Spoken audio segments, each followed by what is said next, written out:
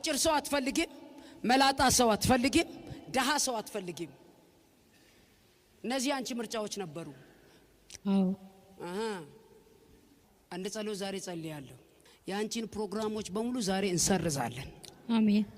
አሁን መላጣ ሰው ቢመጣ ታገቢያለሽ እሱ ያለው ሁሉ ይሆናል እሱ ያለው ሁሉ ይቀበለዋል ወጣት አታገቢ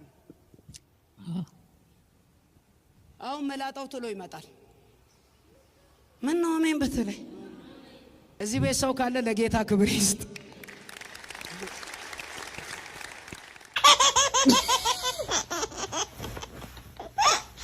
ያለ ብር መኖር ትችላለሽ አዎ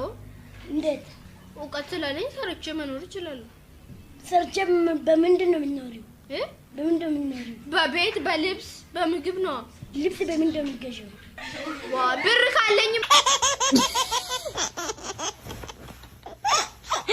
ድነው ሲና አባባልስ የተማረን የሚመለጠው የሚባለውን ነገር ሲና አባባል እንዴት ያዩታል ይሄ እንኳን የተሳሳተ አመለካከት ነው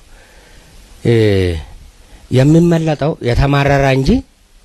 የተማረ አይደለም ምክንያቱም የተማረረ ሁሉ ጊዜ እንደዚህ ለብድር ሲል እንደ ድማት ጸጉር ብን ይያለ ያልቃል የተማረ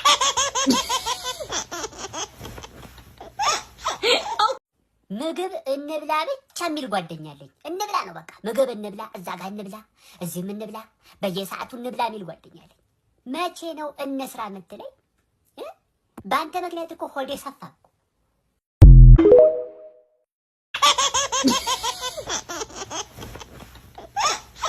ነገር ስቴዲየም